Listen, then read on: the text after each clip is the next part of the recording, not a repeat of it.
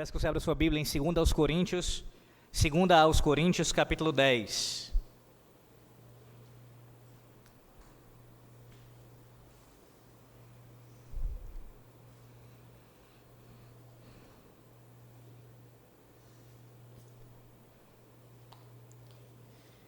Segunda aos Coríntios, capítulo 10, do versículo 1 ao versículo 6.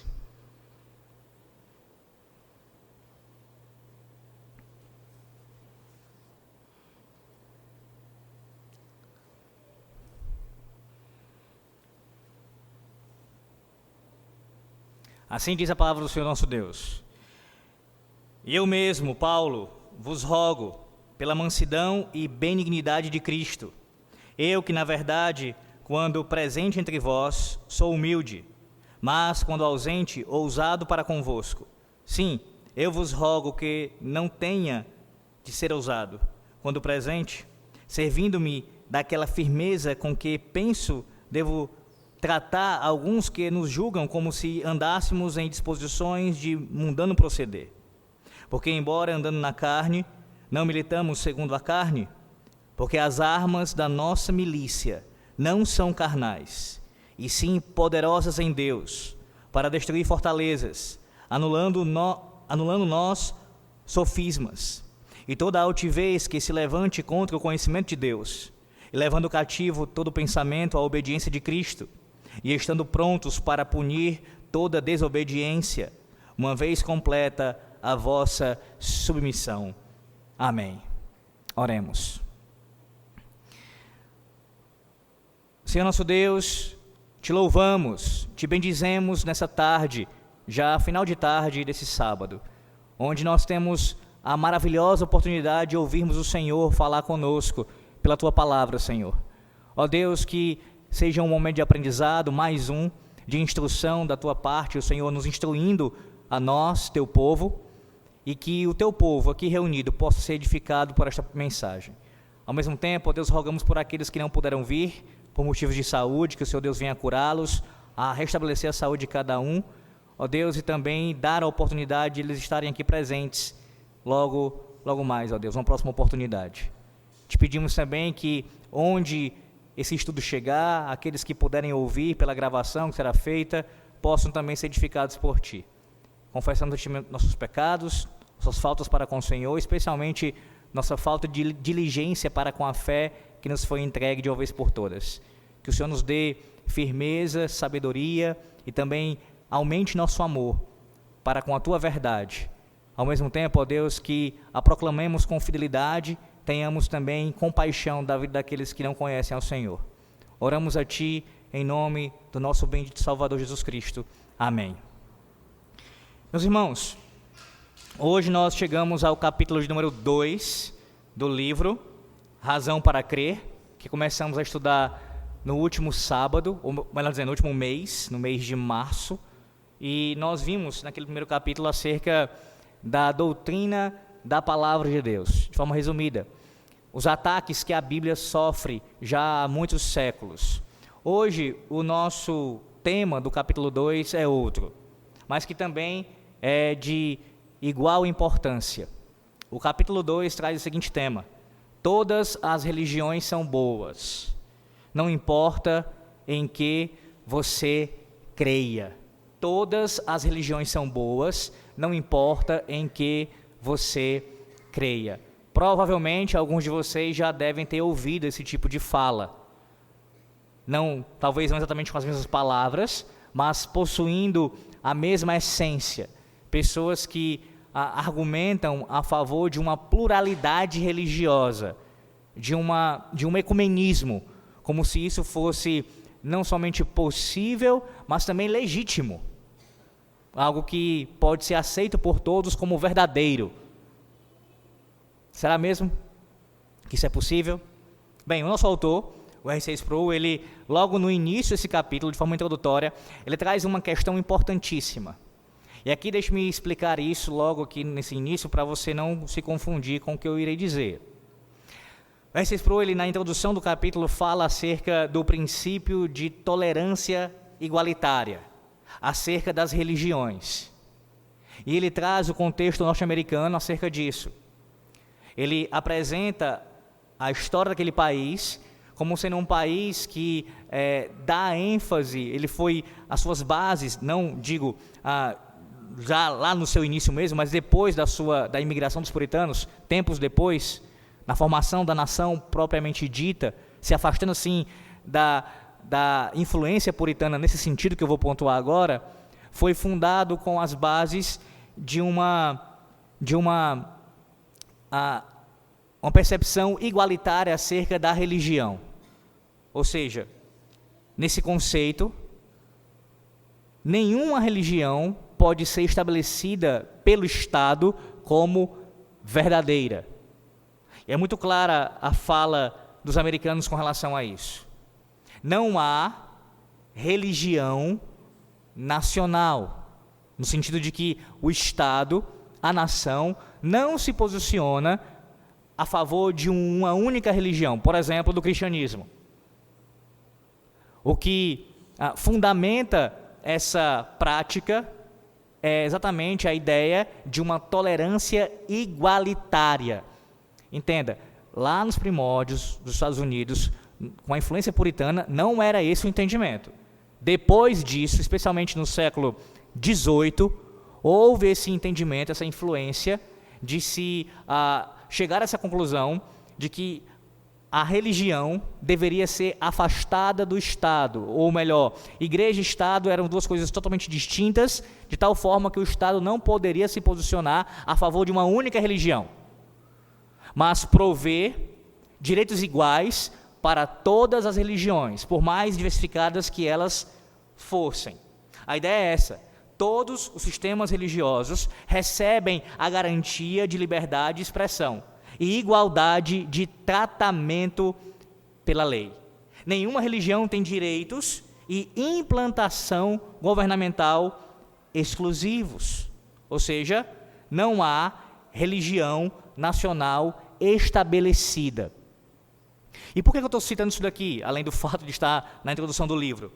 Porque nesse ponto, o nosso autor, R.C. Sproul, ele mostra a conexão dessa realidade, desse entendimento de que o país professa uma ideia de um Estado democrático e assim não se posiciona a favor de nenhuma religião, mostrando a conexão entre isso e o que muitas pessoas, boa parte das pessoas daquele país, chegaram à seguinte conclusão: de que, por não existir uma religião defendida pelo Estado, uma religião nacional, logo o raciocínio foi, então, não há uma verdade estabelecida, uma única verdade que deve ser crida, abraçada e defendida.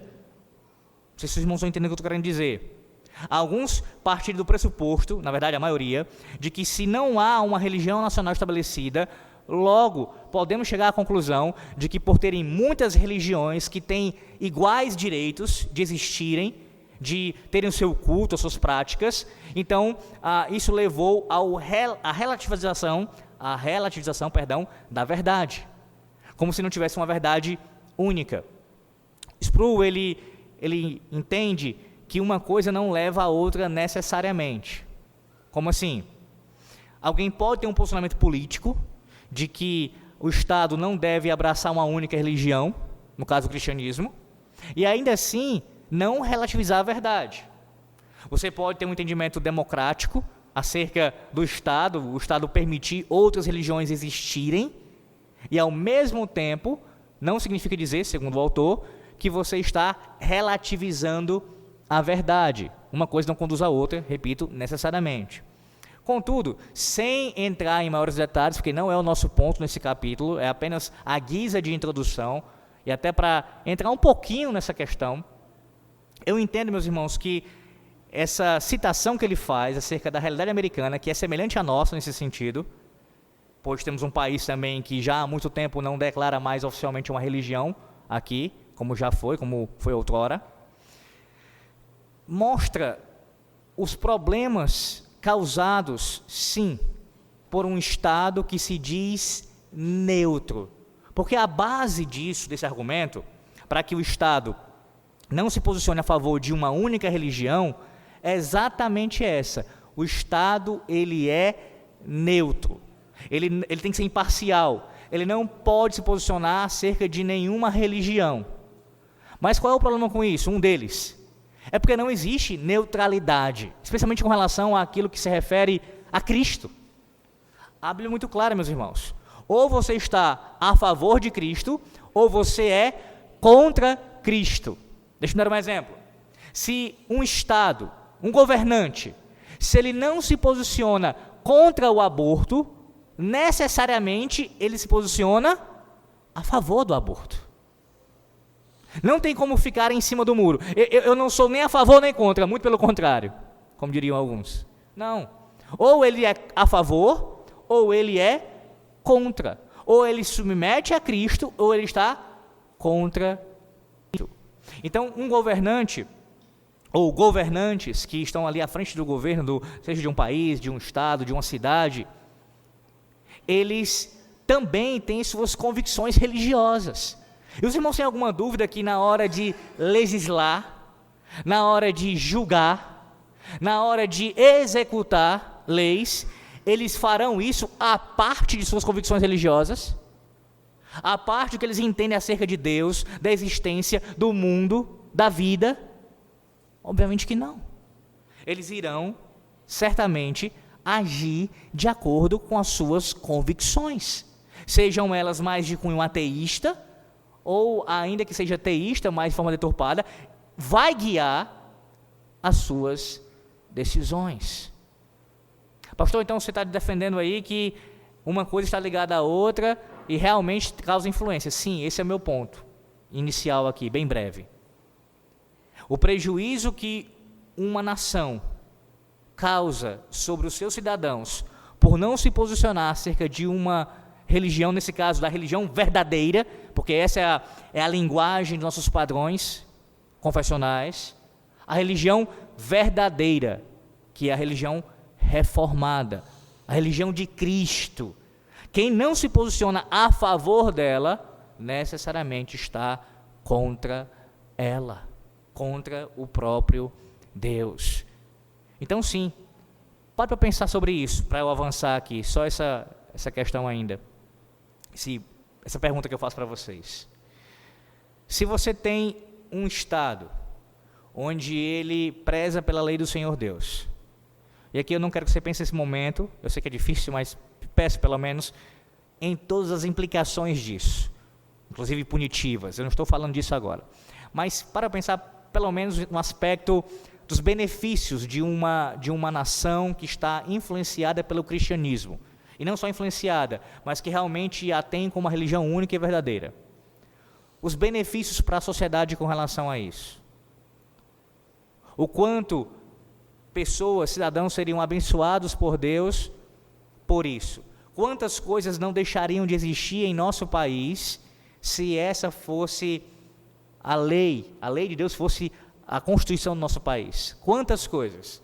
Não, eu não estou falando aqui que seria uma nação perfeita, justa em todas as suas atitudes, porque nós estamos desse lado da eternidade, ou seja, ainda há pecado aqui, ainda haverá injustiças, ainda haverá homens cometendo falhas nos julgamentos, mesmo que utilizem a lei de Deus, porque eles são pecadores, nós somos pecadores. Todavia, eu estou falando em termos comparativos, num país onde, como a própria palavra de Deus fala, uma nação que não teme a Deus, não teme ao Senhor, cujo Deus não é o Senhor, qual é a consequência disso? É o que nós temos visto. Entra governo, sai governo, entra governo, sai governo, e nós temos a mesma coisa acontecendo. Seja de um lado, seja de outro, seja de uma posição mais centralizada, sempre a mesma coisa. Homens egoístas, pensando em si mesmos, lutando sempre pelos seus bens pessoais, e um monte de pessoas idolatrando políticos, seja qual for a estirpe aqui. Até porque da minha parte não tem de forma nenhuma passar a mão em cima da cabeça de quem quer que seja de direita ou de esquerda. Então, seria outra realidade. Basta você olhar para a história. Primeiro para a história da revelação bíblica. Toda vez que Deus levantou um homem temente a Ele, que guardasse a sua lei, o que foi que aconteceu? Deus promoveu reformas religiosas na nação dele, através de homens piedosos, que aplicaram a sua lei. Olhe para a história também pós-revelação, quando o cânon se encerrou. Pense especialmente na reforma e pós-reforma. E aí, entenda, a reforma a gente pensa muitas vezes apenas no aspecto eclesiástico, mas a reforma abrangeu toda a sociedade. Família, política, economia, tudo foi influenciado pela reforma protestante. Pense em Genebra, pense em outros lugares, Escócia, que foram inundadas por avivamentos da parte do Senhor Deus. Aí você fala, mas pastor, estamos falando de um período específico, onde isso aconteceu, onde Deus derramou sua graça. Sim, tudo bem, mas eu quero que você pare para pensar numa coisa. Uma das coisas que aconteceu, que marcou esses períodos, foi uma reforma também de caráter político. Também. Beneficiando assim os cidadãos, até mesmo quem não era cristão. Porque quando um justo reina, quando ele governa, isso traz sim benefícios para todos. Para todos. Então, é para te instigar quanto a isso. Para um dia, se Deus nos permitir, aprofundarmos, até mesmo em questões seriadas, né, em uma série sobre essa questão da política. Mas a priori, para você pensar a respeito. Será que, e aqui eu termino essa parte, será que esse princípio de tolerância religiosa, que é marcado em nosso país também, não só lá na América do Norte, sobre todos terem direito de ter a sua religião, professá-la, praticar o seu culto e blasfemarem contra Deus. Será que isso não fomentou, e não foi uma das bases, pelo menos, para também as pessoas relativizarem a verdade e dizerem assim, não, cada um pode ter a sua religião, todos servem a Deus da sua maneira? Será? Será que isso não fomentou ainda mais isso? A falta da posição estabelecida de um governante. Lembrem-se, governantes, semelhantemente aos pastores, cada um em sua esfera, claro, influenciam. Líderes políticos influenciam. Não somente nas leis que eles elaboram, mas também na própria vida que eles têm. Em seus discursos, eles influenciam. Líderes influenciam. Então, nessa última parte, ainda na introdução, ele diz assim, o Sproul, que se você falar, tentar de alguma maneira no país ali dele, e no nosso também, aplica isso para nós, algum cristão afirmar assim, eu sou um defensor do cristianismo como uma religião verdadeira, eu não estou agora falando na questão política não, tá? Estou falando na sua vida como um todo, você se posicionar assim, a favor de Cristo, da religião cristã. De fato é exclusiva, a salvação é somente pelo Senhor Jesus Cristo, não tem outro meio de salvação. Se você se posicionar aí acerca disso, dessa maneira, em nossos dias, isso é para essas pessoas, é uma atitude de contrariar o sentimento nacional, que é de quê? De uma busca por uma unidade. Todo mundo, na sua pluralidade, na sua diversidade, por mais contraditórias que elas sejam, tem que viver unidos, democraticamente. Se você falar, não, eu entendi, eu amo a sua vida, eu respeito você como ser humano, mas entenda, o que eu estou falando é a verdade, se você não crê, você vai para o inferno. Se você se posicionar acerca disso, dessa forma, as pessoas tendem a lhe ver como alguém que está indo contra o próprio país, contra a história do país, contra as pessoas, e assim por diante. Sobre isso, ele traz nesse capítulo 3 perguntas que norteiam principalmente esse assunto aqui que ele aborda. Antes de entrar, eu ia esquecendo de falar isso, na primeira pergunta que ele traz, ele cita uma experiência que ele teve com uma professora. Deixa eu me falar isso brevemente para vocês. Quando estava na faculdade ainda, no início da faculdade, uma professora de inglês, que era conhecida publicamente por ser uma adversária do cristianismo, essa mulher, que era uma ex-correspondente, ela chegou na sala de aula e perguntou a ele diretamente, olhando nos olhos dele, se ele acreditava que Cristo era o único caminho para Deus. Sproul, você crê nisso? Que Jesus Cristo é o único caminho para Deus? Ele diz que engoliu aquela pergunta, pensou ali várias coisas na sua mente, enquanto esperava que ele não poderia responder, e de maneira quase inaudível ele respondeu: sim, eu creio, com todos olhando para ele. Por que ele diz isso? Né? Porque houve ele parou um pouco, né, para poder responder. Ele disse que raciocinou da seguinte maneira: bem, se eu afirmar que sim, eu vou ganhar toda essa sala como minha inimiga. E se eu afirmar que não, eu estou negando a Cristo. Por isso ele foi lá e afirmou que sim, ainda que com muita relutância e de forma mais baixa, né, ele falou. E aí a professora disse a ele que essa fala dele, afirmar que Jesus Cristo é o único caminho para Deus, era a fala mais limitada, intolerante e arrogante que ela tinha ouvido em toda a sua vida. Limitada, intolerante e arrogante em toda a sua vida. Passado isso, ele disse que não falou nada com ela naquele momento. Quando ficou a sós, foi até ela e começou a fazer algumas perguntas a ela sobre a possibilidade do que ele acabara de responder ser algo que, no mínimo, poderia ser aceito por ela como algo que não fosse tido como arrogante. E assim ele faz alguns questionamentos, do tipo, mostrando para ela que se o próprio Jesus Cristo, na palavra de Deus, na Bíblia, afirmou que ele é o único caminho para a salvação, como João 14,6 diz: eu sou o caminho, a verdade e a vida, e ninguém vem ao Pai a não ser por mim. Se a própria Bíblia também dá testemunho em Atos 4,12, que ele é o único nome pelo qual nós devemos ser salvos, não há outro, mas é o nome de Cristo.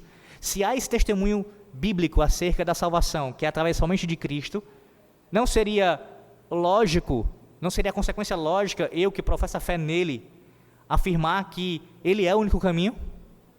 Além disso, se eu falasse, ele diz, se eu falasse que eu creio que ele é o único caminho, porque eu acho que é assim, simplesmente isso vem na minha cabeça, eu estou afirmando porque eu sou a última autoridade acerca do assunto, realmente soaria arrogante. Mas se eu falo isso com base no que ele fala de si mesmo, acerca do testemunho dele, e esse testemunho, claro, vindo do próprio Deus, não é no mínimo aceitável que eu possa ter essa fé e assim não ser tratado como arrogante pelo simples fato de professá-la. Resumidamente, ele argumenta nessa toada e ela acaba admitindo que sim, que a fala dele, o simples fato de ele crer nisso, não significa dizer necessariamente que ele é arrogante. Mas aí em seguida ela faz uma pergunta que é a pergunta definidora da questão. Ela diz assim para ele, depois de ter pedido desculpas a ele, ter chamado ele de arrogante: como você pode crer em um Deus que só permite um caminho até ele mesmo? Não é uma atitude limitadora demais Deus restringir a redenção a um único Salvador e a única fé? Ou seja, o ataque que vai primeiramente a ele, chamando-o de arrogante, agora vai para diretamente a Deus. Como você pode crer num Deus assim, que limita a salvação dessa forma? E aí vem as 3 perguntas que norteiam o capítulo principalmente. A primeira: as religiões não são basicamente todas iguais? As religiões não são basicamente todas iguais? Ele diz assim, essa é a pergunta que deve ser enfrentada. Deus tem a mente tão fechada que fornece apenas um caminho para a redenção? Meus irmãos, parte da razão pela qual encontramos tanta dificuldade com uma pergunta como esta é devido ao impacto dos resultados da abordagem do século XIX ao estudo da religião comparativa. No século XIX, dentre outros estudos que ali marcaram aquele século, teve um aprofundamento considerável por parte de estudiosos acerca do descobrir a essência da religião. Na verdade, o interesse daqueles estudiosos, através dos livros que foram escritos por eles, era procurar uma espécie de núcleo básico da verdade religiosa, que pudesse ser encontrado em todas as religiões. Esse núcleo básico une todas as religiões, é a sua essência. E assim, com isso, eles reduziriam o máximo possível qualquer tipo de diferença entre as religiões, chegando a uma espécie de denominador comum, que pudesse unir todas as demais religiões, sob a base de que há uma paternidade universal de Deus, Deus é o Pai de toda a criação, e ao mesmo tempo também há uma irmandade universal dos homens, todos os homens são irmãos. Uma vez que Deus é o Criador e Ele é o Pai de todos, sem exceção, com esse pressuposto, logo todos nós somos irmãos, toda a humanidade, tem sim que existir um núcleo, uma essência que nos una a despeito das diferenças religiosas. Em outras palavras, a ideia seria o seguinte: ainda que cada religião manifeste algum aspecto específico ali no seu contexto, isso tem a ver com a sua cultura, isso tem a ver com o seu entendimento, com a sua criação, isso tem a ver com a sua história, mas essas diferenças não são tão grandes a ponto de nos separar completamente. E daí surgiu aquela famosa analogia que você já deve ter ouvido. Se você não ouviu ela dessa maneira, que eu vou citar agora, você já deve ter pelo menos ouvido o conceito dela. Eu imagino que, se não todos, a maioria já deve ter tido contato com essa história, que é a famosa analogia da montanha. Em síntese, é o seguinte: a ideia é que Deus está no pico do monte, lá em cima, no lugar mais alto, inalcançável, e todos os seres humanos estão no sopé da montanha, lá embaixo.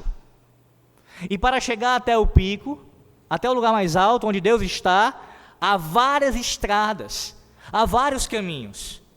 Há caminhos que serão mais diretos, mais acessíveis, que vão te dar uma condição melhor de chegar a Deus, com mais segurança, com menos problemas. Mas há outros caminhos que são mais tortuosos, mais difíceis de ser encarados.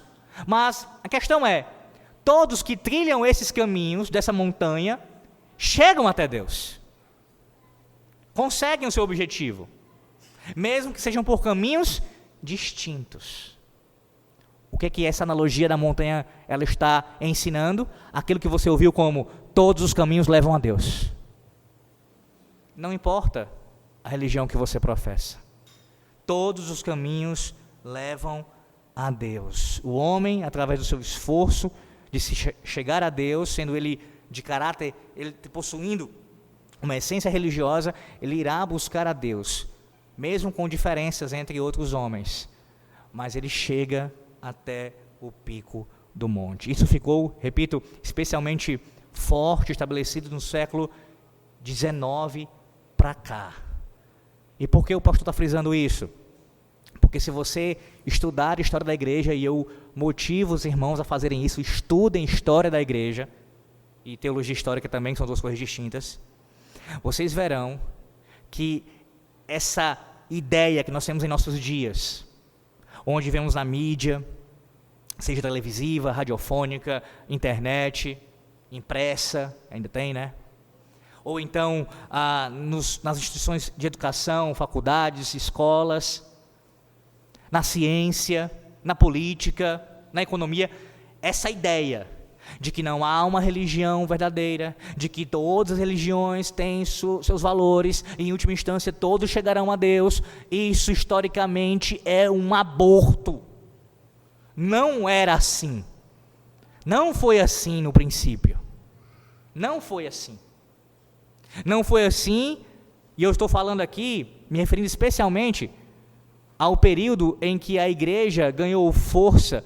Tudo bem, a despeito dos seus problemas com relação ao Estado, houve sim muitos problemas na relação de igreja e Estado, mas o fato é que depois que o cristianismo ele avançou consideravelmente pela mão de Deus, as nações, quando isso aconteceu, a religião cristã dominou especialmente o Ocidente, meus irmãos. Então escolas, tudo era influenciado e era fundamentado sobre a base da religião cristã. A nossa cultura ela é formada, ela é influenciada pela religião cristã. Essa ideia que você convive com ela desde a sua existência, todos aqui nasceram no máximo no século XX, pelo menos, olhando aqui, né, ninguém nasceu no século XIX, mas a gente tivesse sido no século XIX. todos nós teríamos experimentado a mesma coisa, ou seja, essa influência desgraçada, terrível, de uma pluralidade religiosa, como se fosse algo normal. E agora eu não estou falando do aspecto teológico não, o que eu já abordei um pouco, e vou abordar mais ainda, mas aspecto histórico. Historicamente falando, isso nunca foi normal. Não foi normal. Não foi normal. Ontem eu estava ouvindo, acho que foi ontem, ou foi anteontem, estou na dúvida agora, mas foram esses dias, um falso profeta de nossa nação, dando uma entrevista a um jornalista, e o assunto era o que ele chama de teologia do domínio. E ele estava sendo questionado sobre o fato de que há pessoas em nosso país, há políticos advogando uma influência maior da religião no contexto político, a ponto de pastores e outros ditos evangélicos, cristãos, se candidatarem e exercerem mandatos e até tentarem promulgar leis em favor da igreja. E ele chama isso de domínio de forma pejorativa, esse pregador, esse apóstata, com o fim de dizer o seguinte, de que religião e Estado, a igreja e Estado devem estar separadas, de tal forma que, por mais que alguém que seja cristão se candidate a um cargo político, ele não deve fazer isso em nome de Deus. Essa é a expressão que ele usa. Ele não deve fazer isso em nome de Deus. E aí entenda, uma coisa é se ele estiver criticando, como tem sim espaço para criticar, e muito, a maior parte, se não todos, esses políticos aí que estão em Brasília, e não só lá em Brasília, em nome da igreja, trazendo benefícios para eles pessoais, para familiares, para partidários e para suas denominações, até de forma criminosa mesmo. E muitos cristãos aí saindo em favor e defendendo, patriotas e coisas do tipo. De fato, a crítica cabe a esse tipo de coisa. Por outro lado, como alguém pode fazer qualquer coisa nessa terra sendo um cristão e não ser em nome de Deus? Como você distingue isso? Não, peraí, agora eu vou para o meu trabalho é ser um vendedor de sapatos, agora eu vou deixar a religião aqui fora, a minha fé, e agora eu vou ali trabalhar. Isso não existe, isso é impossível de acontecer. Se você faz, você está negando Cristo, e isso, no nosso caso, especialmente reformados, é contrário ao que nós professamos. Nós somos cristãos de forma integral o tempo todo, toda hora. O que fazemos? Fazemos em o nome do Senhor, para o Senhor. Então, se você vai votar, se você vai se candidatar a alguma coisa, você faz em o nome do Senhor, para a glória do Senhor, para o bem do reino do Senhor. Ainda que você não tenha uma visão tão fechada quanto a isso, dizer que o Estado tem que ter a lei de Deus aplicada, mas ainda assim, você procurará tomar decisões na sua área, inclusive se for política, de acordo com a palavra de Deus, ou não. Então, a frase teologia do domínio, essa expressão que ele utiliza de forma pejorativa, acaba sendo não só um ataque, que seria legítimo sim, repito, a políticos que se dizem cristãos e utilizam a política como instrumentalizam a religião para se beneficiarem politicamente, e esses devem ser realmente criticados e de forma deveriam ser tirados desse lugar, da posição que eles ocupam. Mas isso não cabe, essa expressão não cabe para aqueles que entendem que a política tem que ser dominada por Cristo. Percebe a diferença? Uma coisa é alguém que utiliza a religião, a instrumentaliza para benefício próprio, inclusive na política. Outra coisa é você dizer, Cristo é o Rei dos reis e o Senhor dos senhores. Portanto, a política também tem que estar submissa à sua vontade. São duas coisas bem distintas. Bem distintas. Aí vem a seguinte questão que ele levanta aqui, o R.C. Sproul. Como é que alguém pode falar de que várias religiões podem estarem discordando entre si e ao mesmo tempo poderem conviver e aceitarmos isso como se fosse algo verdadeiro? Pare para pensar no budismo, que nega a existência de um Deus pessoal. Só que você, como cristão, você afirma que Deus existe e é um ser pessoal, que se relaciona. Como é que budismo e cristianismo podem conviver nesse sentido? Ou então, pare para pensar na ética cristã, que está resumida nos 10 mandamentos, onde Cristo resume afirmando que nós devemos amar a Deus sobre todas as coisas e o próximo como a nós mesmos. e compara a ética cristã com a ética dos muçulmanos. Como é que as coisas podem conviver assim? Ou então você que afirma, como cristão, nós afirmamos que não existe reencarnação. Depois da morte segue-se o juízo. E o Espiritismo faz exatamente o contrário. E poderíamos apresentar outras e outras contradições que existem entre as religiões, meus irmãos. Ele cita aqui um caso de um herege que ele se deparou, um sacerdote de uma seita, que ele perguntou exatamente isso: como é que você pode afirmar, porque ele pregava isso, esse indivíduo, como é que você pode afirmar que as religiões podem conviver de forma pacífica umas com as outras, afirmando que não há problema com relação a isso, você tem aqui, elas podem ser unidas através de um denominador comum. Como é que isso pode acontecer se elas têm diferenças consideráveis que acabam se anulando? Aí ele começou a citar algumas diferenças das religiões, e aí o sacerdote lá, herege, respondeu para ele: eu não conheço muito bem o judaísmo, eu não conheço muito bem o islamismo, eu não conheço muito bem... Aí ele disse que perguntou em voz alta, ou seja, na sua mente: como é que alguém pode asseverar uma unidade de todas as religiões sem conhecer as religiões e as suas diferenças? E aí vem o ponto que ele cita aqui. Por que isso acontece? Por duas razões básicas. A primeira é ignorar as contradições óbvias entre elas mediante uma fuga para a irracionalidade. Eu falei para vocês sobre isso já algumas vezes com relação a outros assuntos, que é até uma máxima que o Sproul fala em seus escritos, em suas aulas. O ser humano, ele tem a capacidade, por conta do pecado, é claro, depois do pecado, de conviver com coisas ilógicas, e tudo bem. Coisas que não fazem sentido, que não são lógicas, e convivem com aquelas contradições ambulantes. Essa é uma. Pessoas que não pensam, não raciocinam, não juntam assim: peraí, se essa religião afirma isso, e essa afirma isso, e uma contraria a outra, logo eu não posso afirmar que as duas são verdadeiras. Uma nega a outra. E se essa é verdadeira, logo essa é falsa.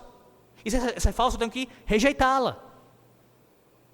Então, para poder você aceitar isso, como é possível conciliar grupos que são irreconciliáveis, você tem que solapar o seu raciocínio, a sua lógica, e aceitar como normal a irracionalidade. Uma outra forma também, e essa é bastante comum, é tratar as contradições que existem entre as religiões ao nível de insignificantes elementos não essenciais. E aí, veja a diferença.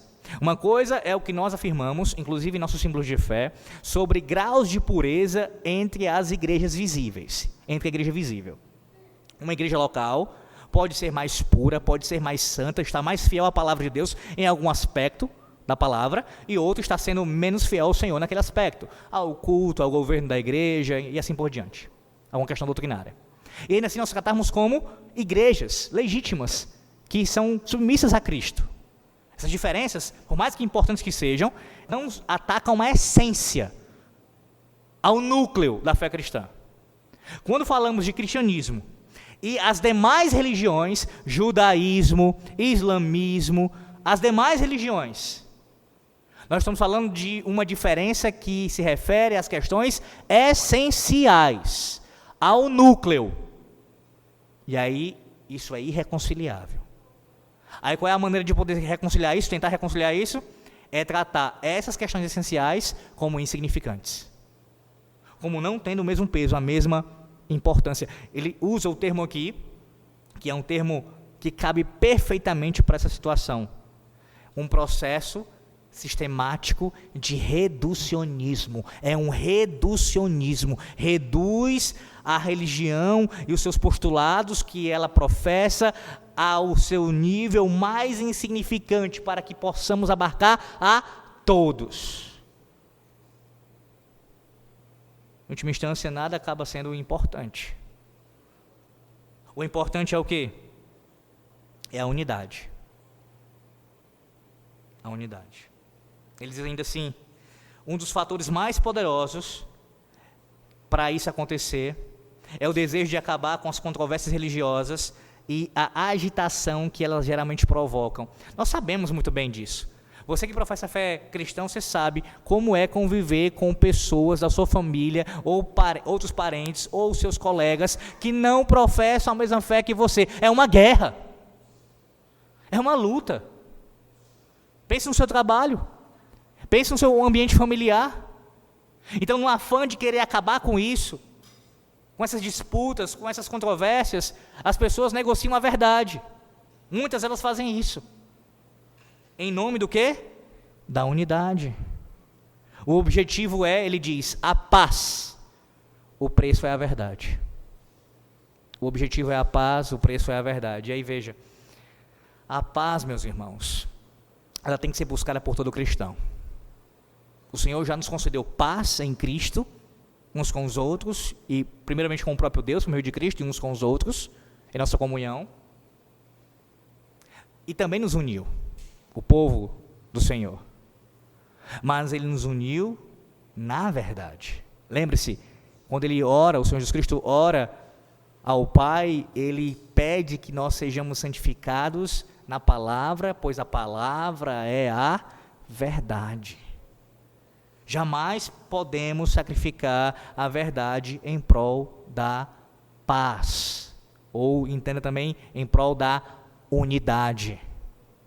Unidade verdadeira só pode existir em nome da verdade. Portanto, quando você vê algum casamento ou algum tipo de cerimônia que você presencia em alguma circunstância, numa rede social, sei lá, espero que você não participe disso, onde tem um pastor, tem um padre, tem um rabino, sei lá, mais alguma outra coisa ali, algum outro ser, e aí, não tome isso como uma coisa boa.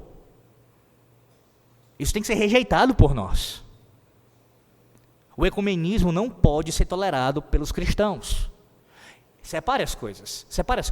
Uma coisa é você tratar com dignidade, respeito e compaixão quem não professa a mesma fé que você.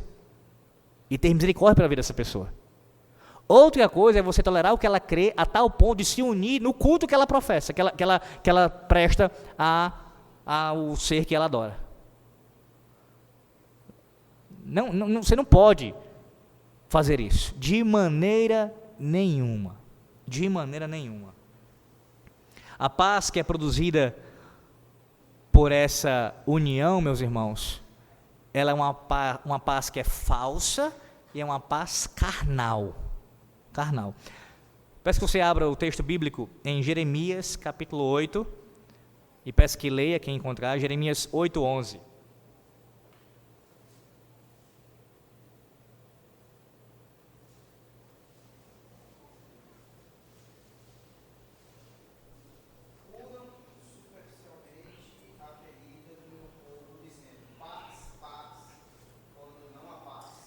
Esse é o discurso do falso profeta. Esse é o contexto de Jeremias 8.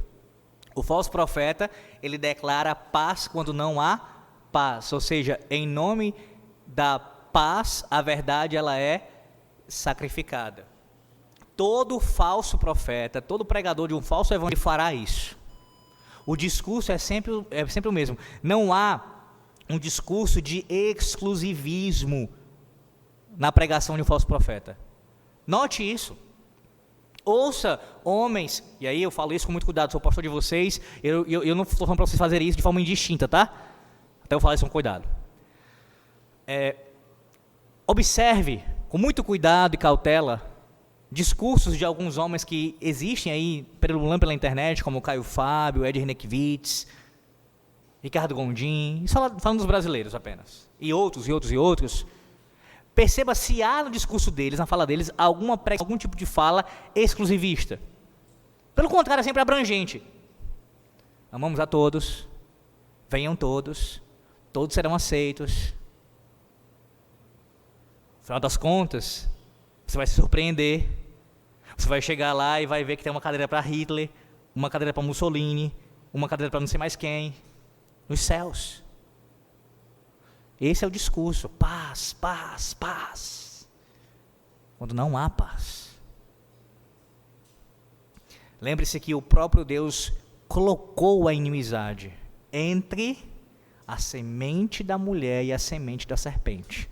Logo, aqueles que são descendentes da mulher, ou seja, aqueles que professam a fé no descendente, que pertencem a Cristo, são inimigos daqueles que são filhos do diabo. Isso é irreconciliável, meus irmãos. Irreconciliável. Eu pergunto a você, quem poderá separar o que Deus uniu? Pensando no matrimônio, né? Agora pense de outra maneira.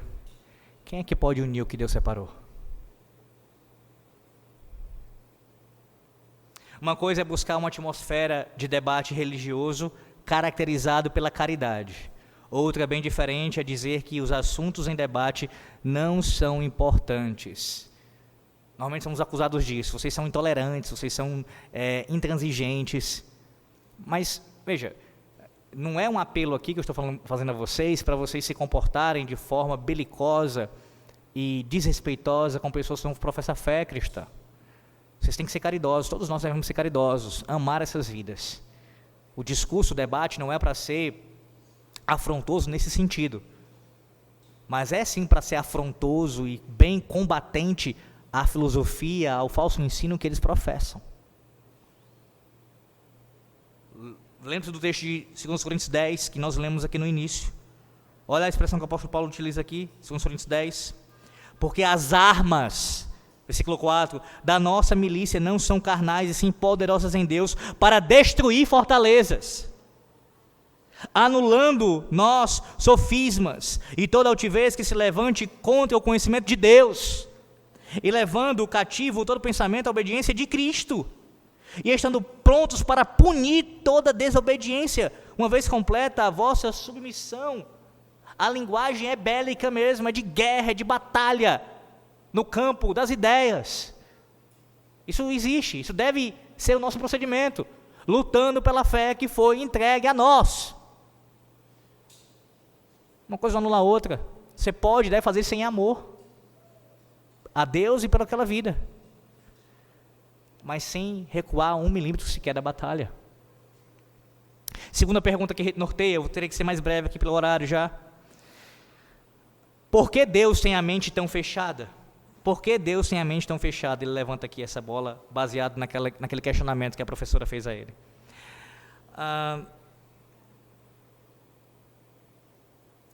Ele diz assim, fala o seguinte, abra sua Bíblia em Mateus, quero que você veja esse texto, Mateus 7, versículos 13 e 14, e leia, por favor, quem encontrar, Mateus 7, 13 e 14.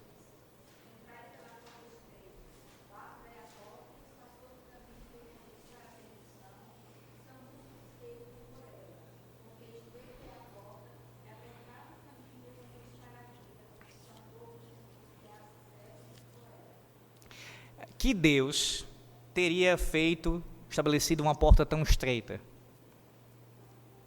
E essa pergunta, quem questiona isso, como é que Deus pode fazer uma porta tão estreita para alguém entrar para ser salvo? Ela implica numa séria acusação.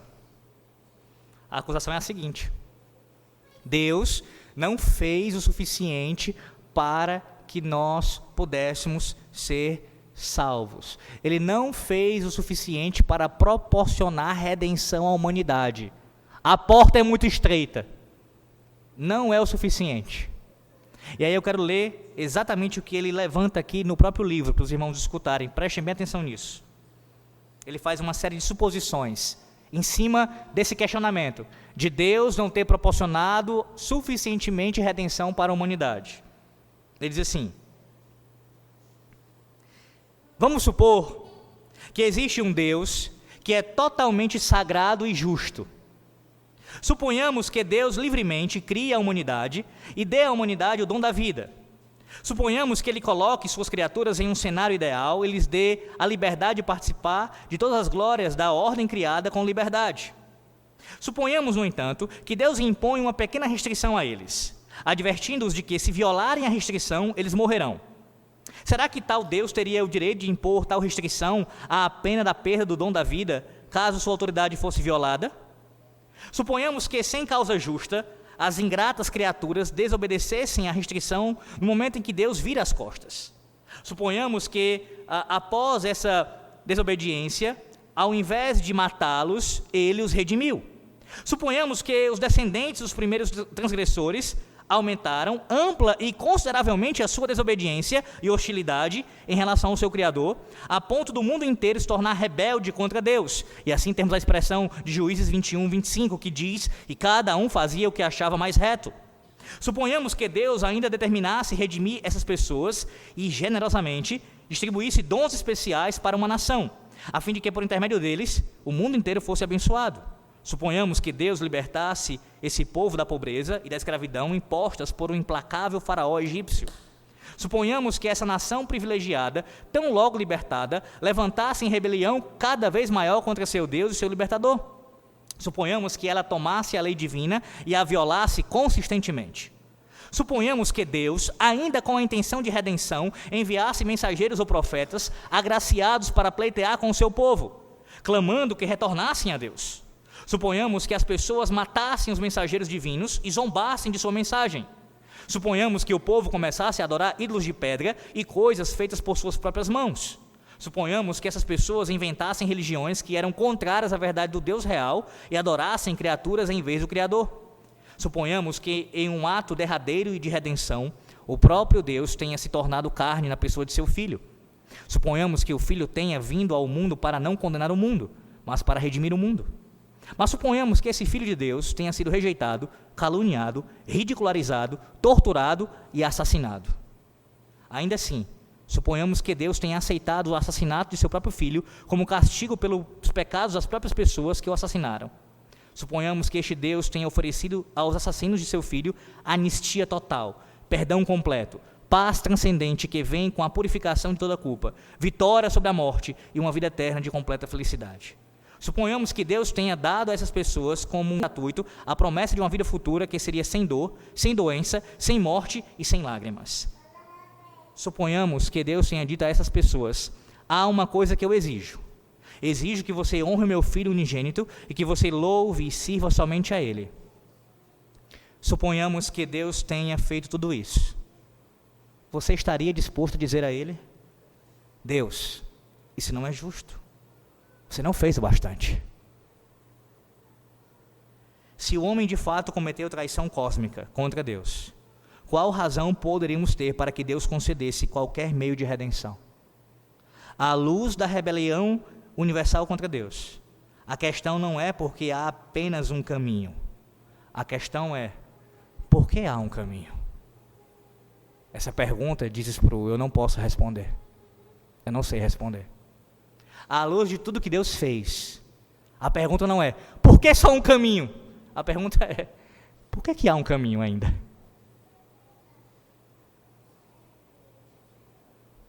A rejeição continua ao nosso Deus, meus irmãos. A rejeição continua. Eles negaram de todas as formas, aqueles que não conhecem ao Senhor. Porque eles são inimigos de Deus. Isso é uma das maiores mentiras que existe.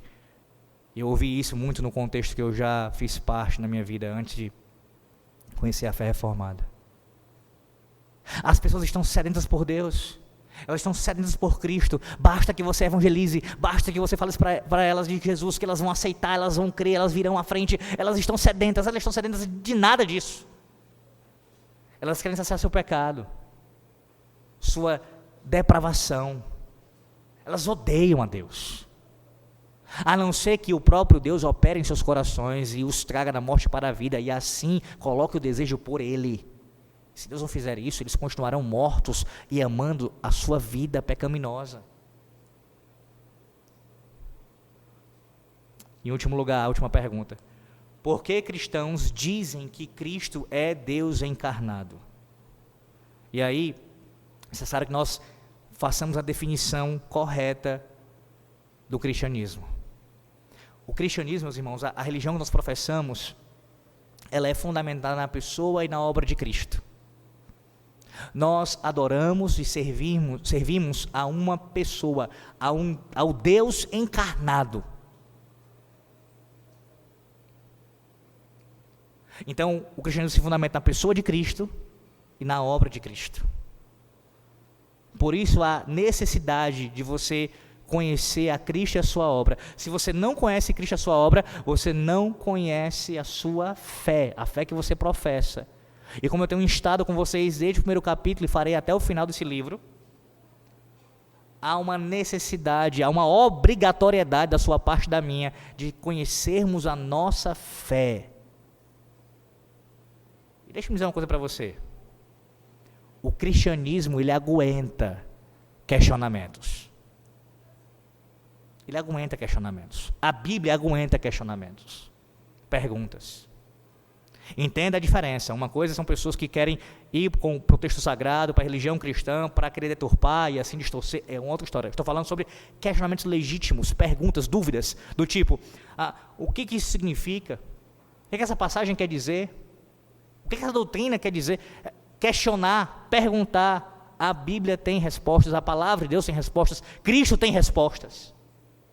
A não ser sobre aquilo que Ele não nos revelou, mas aquilo que Ele revelou para nós, nós temos respostas sim. Então, de hoje em diante, se você não faz isso, faça, inclusive com seus filhos. Não os limite a perguntar. Não os iniba a perguntar. Tem pais, eu estava até ontem mesmo fazendo isso no culto doméstico, a gente está terminando de ler um livro que trata da criação dos filhos, e uma das coisas que o autor levanta é essa questão. Ele diz assim, que há pais que respondem aos seus filhos, adolescentes nesse caso, quando chegam para ele com questionamentos acerca da fé cristã, por que isso, por que aquilo, acerca da fé cristã. E aí eles dão respostas evasivas do tipo, não pergunte sobre isso, creia pela fé, é pela fé. Você tem que aceitar, simplesmente. Ou não, isso não é tão importante. Não é esse o seu papel e o meu como pai. Sim, é claro que podem ter assuntos que você não consiga responder, e aí você responde ao seu filho e diz, papai vai estudar melhor sobre isso aqui e vai trazer a resposta depois, trazer a resposta para você. Mas jamais dizer, seja um fideísta, aceite isso daqui de forma cega, sem você raciocinar acerca disso. Isso não é a fé cristã. Nós temos que conhecer a nossa fé, e ela é racional sim. Não apenas racional, a essência para vocês também. Há sim um aspecto supra-racional, aquilo que está para além da fé, que não tem explicação no sentido de que Deus não nos revelou a isso. Lembre-se de Deuteronômio 29. As coisas ocultas pertencem ao Senhor nosso Deus, as reveladas a nós, nossos filhos. Então aquilo que não foi revelado a nós não temos como ir para além disso. Mas aquilo que foi revelado a nós, pertence a nós e aos nossos filhos. Então você tem a obrigação de dar a razão da sua fé e ensinar isso ao seu filho também. E dizer a ele, nós cremos nisso por causa disso. Trazer a explicação. E isso parte de conhecer a Cristo e a sua obra. O âmago da coisa é isso. Você conhecer Cristo e a sua obra.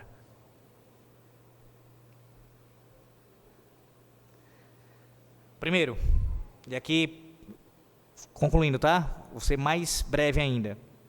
Alguns aspectos acerca de Cristo e a sua obra. Primeiro, Cristo, na verdade, o cristianismo, na pessoa de Cristo, possui uma singularidade. Primeira razão, Jesus alegou ser Deus encarnado. Nenhum outro líder religioso fez isso na história. Ele alegou ser Deus encarnado. Ninguém fez isso. E quando fez, se alguém o fez em algum momento pontual, se isso aconteceu, estou falando dos principais líderes da história. Mas se algum outro aí fez isso, por exemplo, vamos pensar em alguém em nossos dias. Eu vou usar um termo mais pesado. O confuso Henri Cristo. Você tem ele como? Essa pessoa não é normal. É um farsante. É um perturbado. Mas os mais famosos não alegaram isso. Falaram de seus ensinamentos, de tudo. Tentaram conduzir algum tipo de divindade, mas Cristo, ele alegou mais do que isso. Ele alegou ser Deus encarnado. Então você já percebe uma singularidade no cristianismo. A pessoa a qual nós servimos e nós seguimos, como seus discípulos que somos, cremos que Ele é Deus. Ele é Deus encarnado. Segundo, Ele também alegou, e a Bíblia dá testemunho disso, a sua impecabilidade. E aqui, veja, se Ele não tivesse afirmado a sua deidade, que Ele é divino, só o fato de Ele afirmar ser impecável, já o iria distinguir de todos os demais líderes. Só isso. Já é forte o suficiente para você separar e colocar ele numa categoria sozinho, numa prateleira sozinho, singular. Ele é impecável. Ele não cometeu um ato de desonestidade, de pecaminosidade, nada, nenhum delito, nenhuma transgressão da lei de Deus. Mas veja, ele é Deus encarnado e ele também é impecável. Terceiro, o cristianismo afirma a ressurreição de Cristo. Todos os líderes religiosos morreram e continuam mortos. Jesus ressuscitou, permanece vivo e governa todas as coisas pela palavra do seu poder. Quarto, a morte de Cristo, ela trouxe expiação de pecados. Pecadores foram redimidos, foram salvos e libertos do pecado por causa do sangue derramado do corpo partido de Cristo. Nenhum líder na história se encaixa nisso. Nenhum morreu com esse propósito, não existe isso. É mais uma singularidade do cristianismo. A sua divindade, a sua impecabilidade, a sua ressurreição, a expiação de pecados, dentre outras coisas, fundamentam a pessoa e a obra de Cristo como o centro da nossa religião. Como comparar o que nós cremos e professamos com as demais religiões, meus irmãos? É reduzir. Lembra do reducionismo? Não é apenas um reducionismo lógico de tentar reduzir todas as religiões e tentar encontrar um ponto em comum. É mais do que isso. É um reducionismo da própria fé verdadeira, reduzindo-a a nada, reduzindo-a a algo que não tem nenhum valor. Nenhum valor. O clichê, ele diz, que em que você acredita não importa, desde que você seja sincero, envolve um erro devastador. Podemos estar sinceramente errados e perder o caminho da redenção oferecido por Deus. Não importa em que você creia ou em quem você acredite, importa que você seja sincero. Isso é usado no nosso contexto, para falar, por exemplo, da adoração a Deus, né? O culto que agrada a Deus é o culto que vem do meu coração. Se for sincero, Deus aceita. Não só sincero, tem que ser sincero, mas tem que ser em verdade, em espírito e em verdade. Também isso se aplica com relação à adoração ao Deus único e verdadeiro. Não importa a quem eu vou adorar. Claro que importa. Ou você está adorando a Deus, ou a qualquer outra coisa que não é Deus, portanto é idolatria. Então importa. Importa tanto que se você errar aqui, o erro traz consequências eternas. Eternas. Meus irmãos, somente Cristo é digno de devoção e culto ilimitados. Seu valor total o distingue de todos os pretendentes ao trono. Somente Ele é capaz de redimir. Somente Ele é digno de adoração. A exclusividade da afirmação da verdade cristã deve sempre repousar sobre a singularidade de Cristo. Os cristãos não são imunes à arrogância e à intolerância. Contudo, a arrogância e fanatismo não têm aliados em Cristo. A crítica de Cristo a tais práticas malignas é mais severa do que qualquer outro crítico do cristianismo pode conceber. Ao mesmo tempo, aquele que é tão crítico sobre a arrogância e o fanatismo nos chama a uma devoção firme à verdade. Ele afirma ser essa verdade. Cristo, de fato, ele se posicionou de forma contundente acerca daqueles que são fanáticos, hipócritas, religiosos, que usam a fé para o seu benefício pessoal e demonstram serem legalistas. Mas isso não é razão para nós negarmos a verdade. Ao mesmo tempo, a gente se posiciona contra esse fanatismo, essa hipocrisia, esse legalismo, mas também, ao mesmo tempo, defendemos a verdade. Deixa eu ler os pontos finais, como eu fiz na última vez aqui. Ele faz uma recapitulação já no finalzinho do capítulo.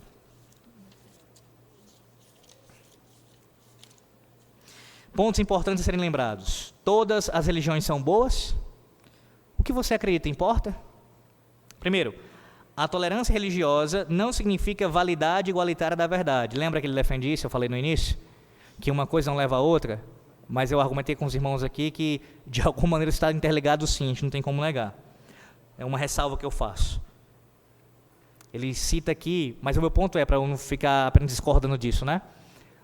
Que nós temos que defender a verdade, mesmo em meio à pluralidade religiosa que nós encontramos em nosso país, inclusive fomentada pelo Estado.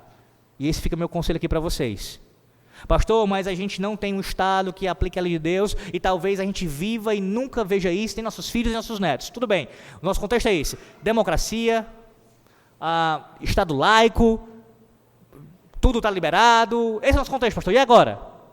Então que você, nesse contexto, permaneça fiel a Deus e a sua palavra, jamais negociando a verdade, com base na tolerância religiosa. Segundo, evidência objetiva, não arrogância, deve ser a base para as afirmações de verdade cristãs.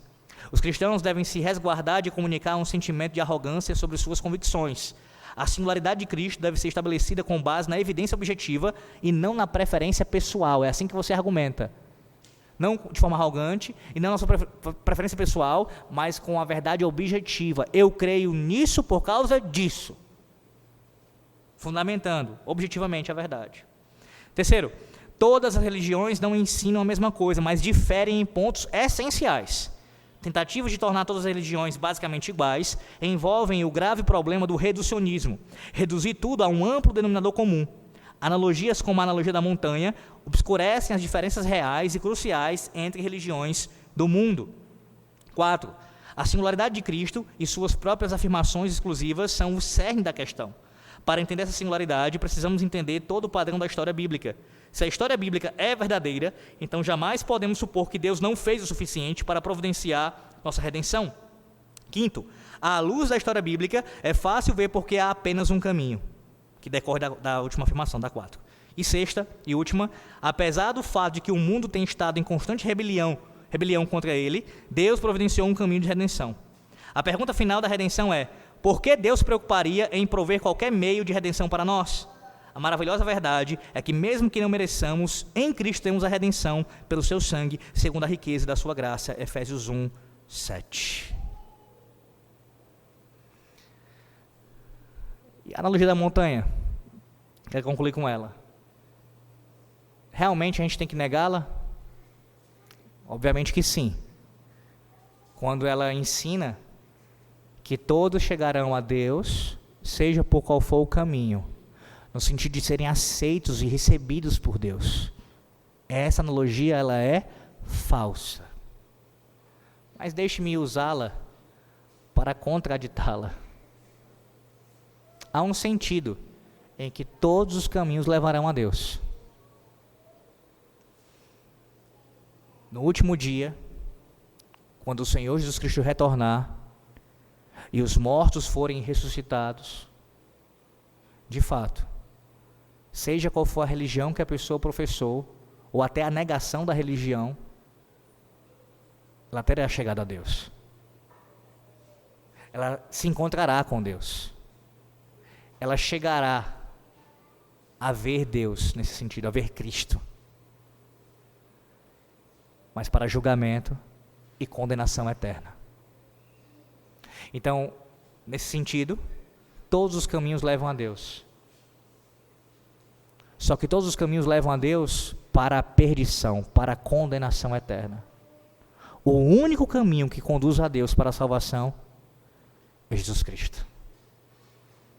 Precisamos crer nessa verdade, defendê-la e vivê-la, meus irmãos, para a glória do nosso Deus. Amém.